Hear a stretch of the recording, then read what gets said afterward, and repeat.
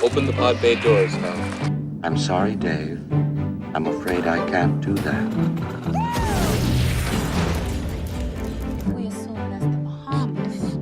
544 miles per hour, 46, 56 degrees.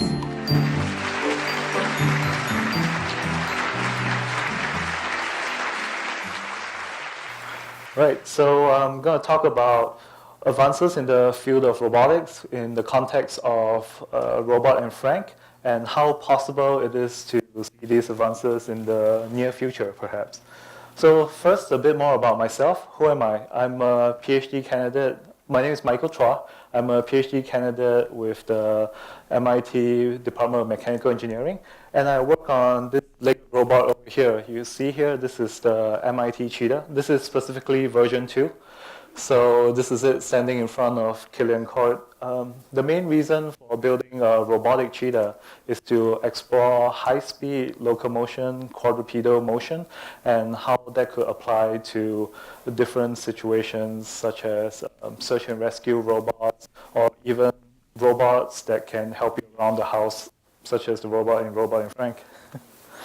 So this is version 3 of the robot cheetah. This is one of the newer videos. It was literally built just a month or two ago.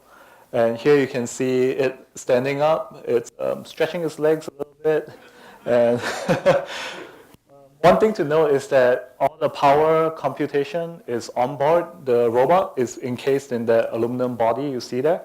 What you see, the wire that's going to the person that's holding it, that's not for power. That's more of an emergency stop. So if the robot goes out of control, kind of like a leash, you press stop. Yeah, so this is it. Walking around, it's still very new, so we are going to test what its top speed will be in the upcoming months. And so for the movie, in the trailer, they speak about this movie being sometime in the near future. So I'd like to examine that and see how likely we are to have a humanoid robot helper in our homes in the foreseeable future. So in the movie, this robot VGC60L is super capable. It can go grocery shopping for you, bring the groceries back home, teach you how to play piano, read to you, do your cleaning for you, and take care of your pets as well. It's an amazing robot, and we don't have anything like it right now, but I do feel that we are getting close. So first off, can we even build a robot that looks like that has the same capabilities? Actually, the robot in the movie is based on an existing robot called the Honda Asimo. This is a robot built by the automotive company in Japan. And in this upcoming clip, you can just see how dynamic it is. So it's going to have a penalty shootout with this person. And note how it's able to balance on its both feet and do a dynamic action of kicking the ball very gracefully. So the capability is there in robots now. Can even do a fist pump to show his joy. Then, so we have the robot, and what can it do? So one company that's hoping to have robots in the home cook for us, this company is called Moley Robotics. They are the world's first robot kitchen, and they hope to have a prototype out in next year, costing about $75,000 to $100,000. So what's interesting about this robot hand is that it mimics the actions of world-class chefs. It records those motions, and it replicates them in your home, cooking supposedly the same high-quality food at home. So here you can see the arms in action. Moley Robotic Kitchen, a unique fusion of cutting-edge technology and human expertise. Designed to fit into a regular kitchen, it can cook any dish from anywhere in the world. So you know that it has pretty lifelike pauses when it's doing the stirring, when it's tipping stuff in. It's not like the jerky robotic motion you might have seen in other motions of robotic arms. So this is where the motion capture comes in. And according to them, that's where the chef's expertise is also involved. So how about a robot that dances with you, that's able to engage with you? So you have a Pepper Robot by SoftBank. This is another company in Japan. They actually roll it out. There's over 10,000 Pepper robots in Japan and Europe, and they are used in various stores as kind of a salesperson to help answer questions about you might have about products and stuff. And they're using a rental model. It costs about $2,000 to rent them. So note that its motions are very lifelike, and it looks at you when you're talking to it. So it has microphones all around. It can tell which way you're speaking from, and then look you in the eye and address your questions. It can also dance, as I mentioned. So it can't dance with a partner yet, but I do feel that it's a feature that they should be working on in the future. And in the trailer as well, you see the robot helping Frank tend to his garden, actually helping him make the whole garden and help him grow healthy food like tomatoes and cucumbers so he can eat them. There's actually an open source CNC farming machine called FarmBot that claims to do the same thing as well. And so you can see it can help you plant seeds, it'll help you tend to the whole garden throughout the cycle. Supposedly that plot of land, it's gonna grow enough food to feed one person. So it could be a new revolution in household self-sufficiency for food in households.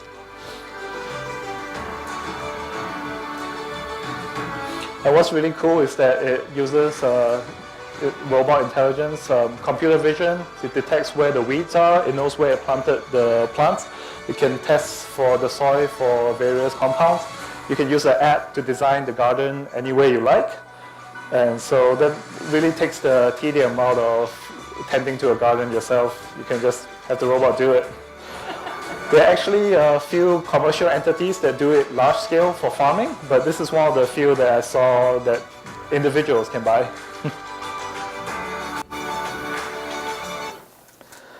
And one of the most challenging things, but one of the most tedious tasks we have at home is doing laundry and especially folding the clothes after it comes out of the laundry machine. So this is actually a really, really hard problem. I would still say it's unsolved. Right now, there's this clothing folding robot called Clopima, and it's actually just two industrial manipulators with grippers on the ends. So you can see what's really difficult about it is that it has to identify the piece of clothing that it picked up. Is it a pair of jeans? Is it a t-shirt? Is it some other weird clothing? And fold it. And for even simple objects like shorts or towels, it takes, this video is sped up 10 times, so you can imagine how slow it is. It's not practical right now to have it in your homes. And the last one is we want a robot that will be able to play with our kids. So I believe this is arguably the best robotic product you can buy on the market now. This is Cosmo by Anki. And it's a robot with a one-of-a-kind personality. It kind of learns from you. It has facial recognition, so it knows who it's talking to. And this little clip is all real. The next clip I'm going to show you is not CG. So you can see how lifelike it looks here.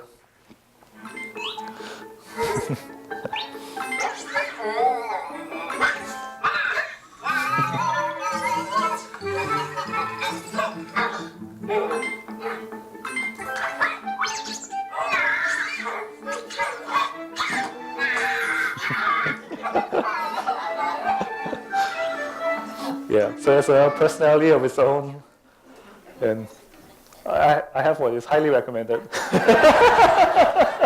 It's great fun. So I think we are getting there. A lot of the pieces are there already, but there's still many big problems to be solved in the field of robotics. We still do not have the visual perception to recognize the scene, maybe like cluttered scenes where you have a lot of different objects covering each other. It's really hard for a computer vision system to handle that. Natural language processing, there's definitely a lot of great leaps forward with Siri, with Amazon's Alexa, with even Google Home now. But it still struggles with understanding context, with being aware of who's speaking to it. It's more keyword-based, whereas if you were to ask it some context-aware question, like, what's my schedule like next week, it would not really know how to answer that unless that was specifically programmed in. Another thing to be concerned about when we are dealing with robots in the home is that we want the human-robot interaction to be inherently safe. That means we don't want there to be any possibility for the robot to hurt the person in any way, shape, or form. And another thing to consider is that the battery life or the actuator efficiency needs to be improved quite a lot.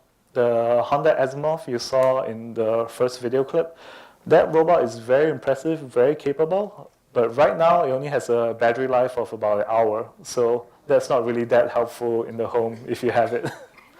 And the last one is skin-like tactile sensing. So a lot of what we do, for example, the clothes folding robot, just by feeling the texture of the cloth, feeling the shape, and smoothing it out until it's smooth, that's all based on texture. So all the sensation, tactile sensation in your skin, that's allowing you to achieve that. So if robots have similar sensors, then I think we'll be a lot closer to integrating them into our homes. And that's all I have for you now. But as you watch the film and you think of any questions, there'll be a Q&A after the film. So please stick around and ask me your questions then. Thank you. Wow, huh? Fun movie, huh? So how many people would love to have a robot like that? Many, huh? Probably better cooked than I. So I'm going to let Michael get set up here, and I hope this movie stimulated maybe some questions for Michael to answer. And I asked him when we were watching the credits, you saw those amazing robots, and I asked him, are those real? Or did they just create those for the movie somehow? He said, yeah, they're all sort of beta testing robots. Of course, the expense of having those robots at this time, it always comes down to economics. I think we're far advanced in terms of what robots can do, but whether they can actually be applicable to everyday use, life in the home is a question of also economics and quite expensive, obviously, these prototypes. But Michael, you have your mic on? I do now. Okay, okay. Fantastic. So I was just wondering if anyone had any questions or comments, about robots of the future, what we can expect that Michael might be able to answer for you, or just any general comments. Okay, the mics are going in and out a little bit. Any questions? Okay, way up there. Is the robot mind at this point able to have the kind of interactive conversation that we saw in the movie? That's No. a very sophisticated conversation. Exactly, yeah. So right now we are not capable of that. There are definitely great strides being made in the field of machine learning and artificial intelligence. I think Google came out with a paper recently where they were able to use a neural network to translate between, I believe it was English and Korean. And then using just the same network, it somehow had an internal representation of language between English and Korean, and it could use that to translate to another language, which was, I think in the case, Japanese. So we are getting there, and that's what I mentioned about the natural language processing. You do need to have awareness of context, like when I say, the third chair from the right, or get me the blue cup, or bring me the soda. what is the robot going to do? Does it know what you're referring to? Is it going to run out to the store to get soda, or is it going to get the soda that's in your fridge? So these things might seem obvious to you, but it's really hard to program them in an intelligent manner. Yeah. I have a quick question. Sure. We've all seen the TV commercials with Watson. Yeah. Watson, the artificial intelligence. I mean, is that all made up? Is he really, that computer is really responding to the questions or the conversation? It obviously, what you just said would counteract that being true. You mean the ones where he's speaking to some celebrity about a topic? Right. I believe someone told me they're all scripted. So some actor is programming Watson to say those words. Okay. Because I thought, wow, that's artificial intelligence, is supposedly sort of the direction to get to that point where you can have an interaction with, with a computer, with a robot. Yeah. So in any case, there's your presentation again. Yes, Nina? I have a question. Sure. I know that Elon Musk has talked a lot about artificial intelligence and connecting it cerebrally into your mind. Do you think, has MIT in your department ever dabbed into that area? Like neural connections to electrical, physical objects. That's definitely a hot topic in terms of prosthesis, because people who have lost their use of their limbs, they do want to. The main thing, from what I know, is that they want to regain the sensation of the limb. So while they are very capable prosthetic limbs out there, they still can't tell if they're gripping the cup too hard, or do they have a good grasp of this bottle before it slips out of their prosthetic arm's grasp. So that's what's missing. And there were some successful experiments where they were able to get a monkey to move a robotic arm and pick up pieces of banana to feed itself. But the problem is that right now when we implant these neural connections into the brain tissue, it only works for a certain amount of time. After that, scar tissue forms in your neural cortex, and then that connection is gone. So then you either have to undergo another expensive surgery to remake that connection, or you would have to figure out a different way of making the connection in the first place. And that's what some scientists are working on. So if you have that kind of like the Matrix, right? If you have that magical port on the back of your neck they can tap into, then fantastic. Just tell me what connects to what, and I can write a program, maybe. Yeah. Yes. Michael, I was Yeah. wondering if you could give me advice or give the younger generation Oh, advice definitely. on things that he can focus on and do now. His strength is in math and science, and actually has expressed an interest in MIT. But what can younger generation do now to prepare for where we're going with robotics in the next couple of decades? I think in the past it was clear to everyone that some basic level of understanding of math was very important for society. But now with more and more automated things in society, be it your microwave, your fridge, your thermostat, your lights even, you can control them from your smartphone, for example. I think you do need a certain understanding of, not to say that you need to learn programming, we need to understand the logic a programmer would implement in a program. So if something goes weird, or if you see something occurring that doesn't seem like it's the right behavior, you could at least try to figure out what the person that programmed it was doing, and then that might help you. And I feel like that's going to be a critical skill in the future.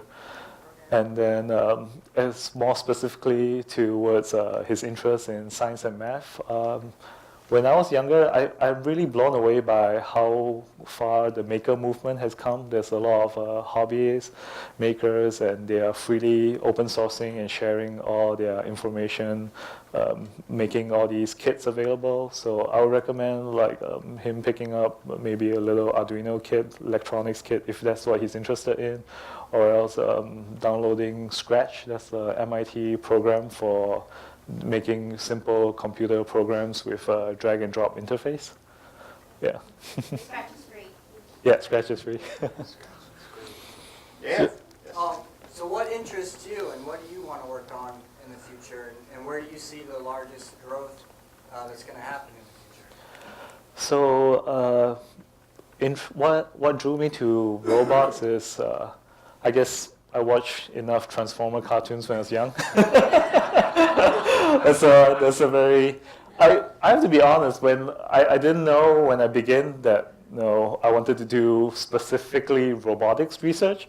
I was just watching shows and I was like, oh, this is really cool, I wish I could make something like this. And I believe this is how a lot of people got their starts in the careers if they wanted to. So I was just curious. I learned more about it. I was like, how is this possible? Is it even possible to build a transforming robot that turns from a car to a person or whatever? And yeah, I think now it's definitely possible to make a transforming robot, but it's not practical. And that's what I think the key challenge for robotics right now is. We have a lot of great technology out there, but there needs to be a business case. We need to find people who are willing to buy it. I see a lot of robots out there that the company has made a great robot, and they're like, okay, I made a robot. Please buy it, but no one's buying it because they don't need it. So finding the use case would be a great place, and I think this is a question a lot of people are searching. Right now, the answer seems to be either delivery drones or else delivery robots in the sense of in the Amazon warehouse. So now they have these platform robots that move around pallets of material. But it's still, at the end, it moves the pallet of material to a person, and the person is still like picking out, okay, this order has this thing and that thing and that thing. So they're trying to automate that last step as well. Is the biggest use of robots now in the military, would you say? In the military, so I guess that depends on your definition of robotics. If you say drones, then maybe, but then the hobbyist drone market has really exploded as well. So it's hard to say who has... Actual robotic military, like fighting equipment? Fighting equipment, no, not necessarily, because while DARPA has funded a lot of projects, even the MIT Cheetah itself has been funded by DARPA, but DARPA as an organization is also more interested in just getting us technologically advanced without it being a specific defense focus. So, for example, they funded our project, they funded the Boston Dynamics Big Dog, and as far as I'm aware, these projects are not making it into actual military applications because of either they have some problems with the software or they feel that it's not yet quite ready for combat, things like that. Yeah. Yes. I understand that robots are now starting to be implemented in hospital operating rooms. Hospital operating rooms. Yeah, so robots are actually performing surgery?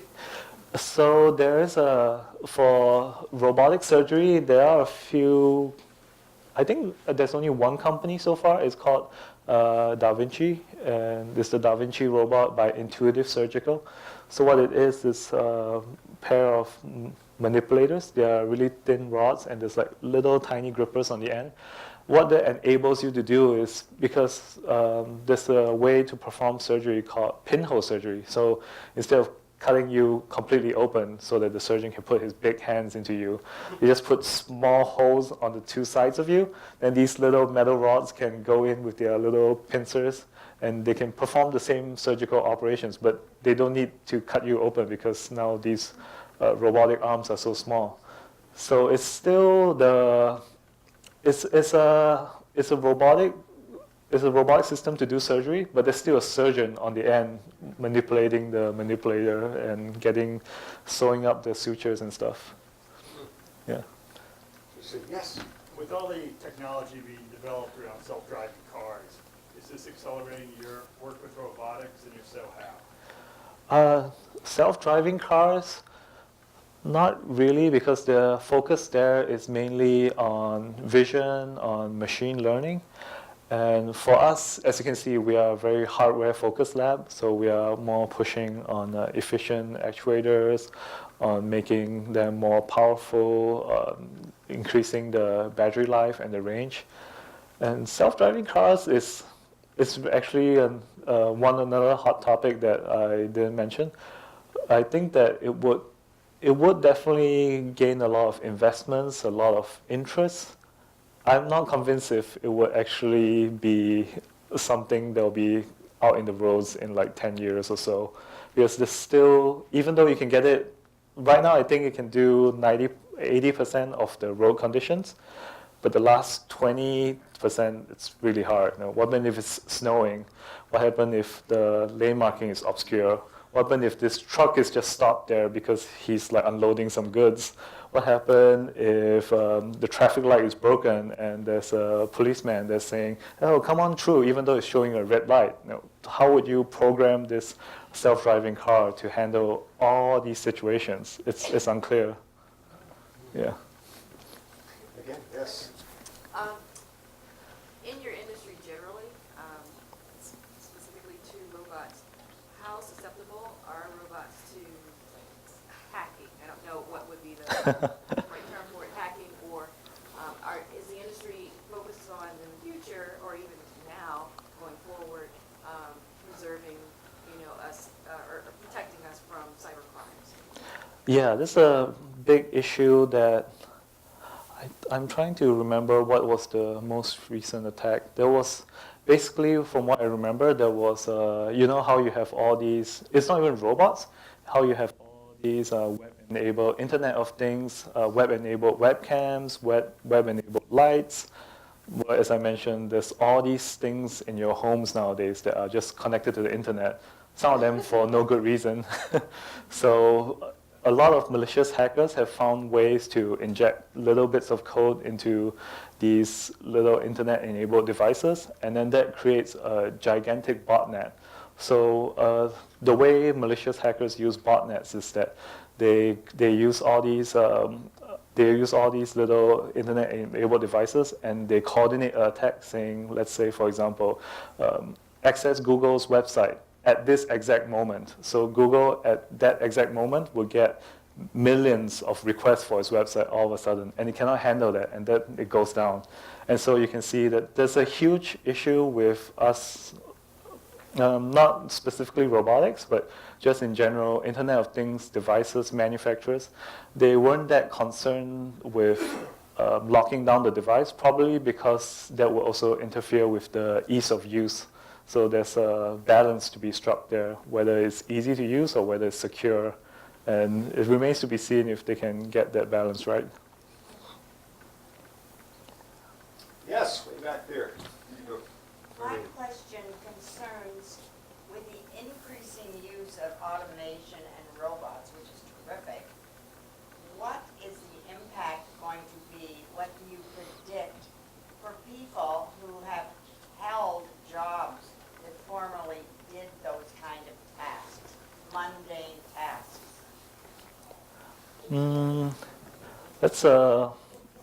That's an interesting question that I think a lot of society as a whole would have to address, because I know for sure that these jobs are not coming back. So one way or the other, we would have to see what we can do about it as a society, because automation would be increasingly cheaper and cheaper, and it would take away more and more of these jobs.